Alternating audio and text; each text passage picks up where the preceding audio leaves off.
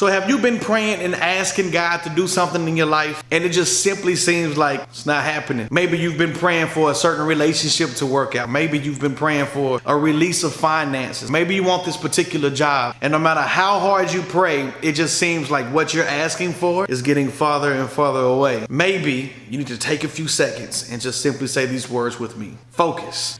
I want to tell you a quick story about a young man who grew up on an Indian reservation. This particular day, the young boy was excited because it was the day of the arrow. Now, what this meant was that the Indian chief would choose a group of young men. He would test them, and if they passed the test, then they would be able to release their first arrow. So the Indian chief grabs a group of young men and he stands before them and he says, "Today is the day that you will be able to prove if you are ready to transition from a young boy to a young man." So he looks at the group, he pulls out a huge knife. He walks over to this tree and he begins to carve out an eagle with the knife. As he finishes the eagle, right in the center of the eagle's eye, he carves a little bull's eye. And he turns to the young man, he says, "Listen, I want you to aim your bow and release and hit this target in the middle of this eagle's eye." So he looks around, the young boys are excited and they're sitting back and they're just kind of like, "Man, today's the day, this is gonna be crazy." So the chief is looking around, he says, "Okay, running pigeon," whatever the name is, right? And he says, "I want you, I choose you, come bring your bow. Today is the day that we see if you're ready to transition." So the boy comes over with this bow and he's excited. He's like, "Chief, I'm ready." So Chief says, "Grab your bow." Takes his bow. He says, "I want you to hold your bow and aim." So he picks his bow up and he pulls it back. And right before he gets ready to release, he pulls it back and Chief says, "Wait." So the little boy looks up at the chief. He says, "Yes, Chief." And the chief says, "What do you see?" So the boy begins to look through the arrow. And he's looking. He says, "Well, Chief, I see the clouds and I see the sun and I see our birds flying, our ancestors who have gone on before us." The chief looks at him and says, "Very well. Sit down." So the little boy looks up and he's terrified because he understands that, man, I didn't get to shoot my bow. Why do I have to sit down? He goes and he takes a seat. The chief looks around. He says, "Next, leaping frog." Right? So this little boy gets up and he takes his bow and he gets up there and he's like, "Yes, Chief, I'm ready." He says, "Okay, take your bow." He takes his bow and he pulls his bow up and he pulls his arrow back and he says, "Now, I want you to get ready to shoot." So the little boy gets excited and he pulls back and Chief says, "Wait, what do you see?" The little boy kind of puts his head down and he looks and he starts to look around the bow. He says, "Well, I see grass swaying in the wind.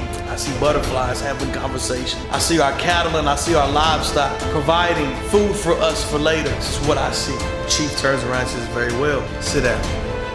Tears begin to swell up in this little boy's eyes because he was thinking, man, today was the day that I was supposed to be able to release my arrow, but the chief told him to sit down. So then over to the left-hand side was one of the smallest boys in the group, Little Wolf. Everybody in the group started laughing because they knew this was the smallest guy, probably the weakest one in the group, and there was no way that he would be able to release his arrow on this day. So the chief hears all the laughing and all the chattering and says, "Silence! Be respectful." The chief looks over and he says, "Little Wolf, come." So Little Wolf walks up, takes his bow, and the bow is 2 feet taller than he is, and he takes his bow and he puts it in the ground. Everybody's looking around like, man, what is he doing? He gets his arrow and he pulls it out real slow and he takes it and he puts it in the bow and he holds the front of the bow and he takes the arrow and he pulls it back. He says, "Chief, I'll wait." The chief said, "Very well." The chief said, "What do you see?" He closed his eyes, opened his eye. He says, "Chief, all I can see is the circles that you carved out in the eagle's eye." And the chief said, "Release." He pulled his bow back, closed his eyes.